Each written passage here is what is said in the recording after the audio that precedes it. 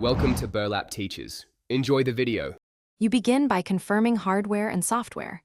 Update the Xbox, use an HDMI 2.0+ cable, and switch your display to the correct input.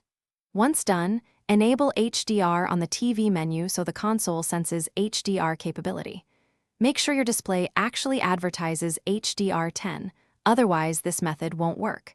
Then power on the Xbox and immediately go to settings. This first step forces the console to detect HDR-ready hardware, so you can proceed to configure brightness, color, and HDR signaling settings next.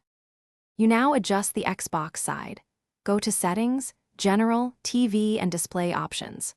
Once there, pick the highest resolution and refresh rate supported, and set color depth to 10-bit to preserve HDR metadata. Then enable any dynamic range or HDR-specific toggles. Use the built-in HDR calibration images to check peak brightness and clipping. This ensures the console sends proper metadata. If your TV shows washed whites or crushed blacks, tweak the contrast and HDR brightness sliders until image details return. You finish by launching an HDR-enabled title or the HDR calibration tool to verify everything. Once the game starts, watch for richer highlights and deeper shadows. Those are signs HDR is active.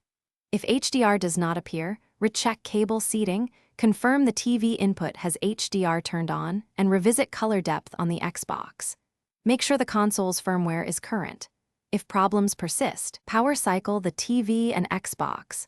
This often forces renegotiation of HDMI handshake and restores HDR signaling. Thanks for watching. Consider subscribing if this video helped you.